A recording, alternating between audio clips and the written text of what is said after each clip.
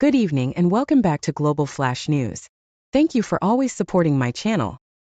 Tensions across the Gulf are continuing to rise after Iran issued fresh warnings to Gulf states, including the United Arab Emirates, over what Tehran describes as cooperation with the United States and Israel.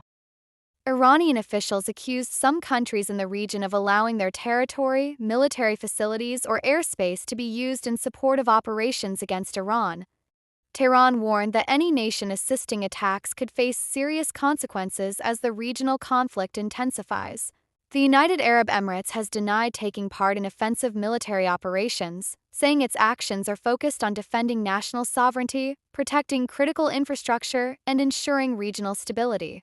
The latest warnings come amid increasing missile and drone activity across the Gulf region, with several countries strengthening air defenses and security measures around key energy and transportation facilities. Iran has also criticized growing ties between certain Gulf nations and Israel, arguing that closer security cooperation could further destabilize the Middle East. Meanwhile, Gulf states including Saudi Arabia, the UAE, Bahrain, Kuwait, and Qatar have condemned attacks targeting civilian infrastructure and territorial waters, warning that continued escalation threatens international shipping routes, energy markets, and regional security.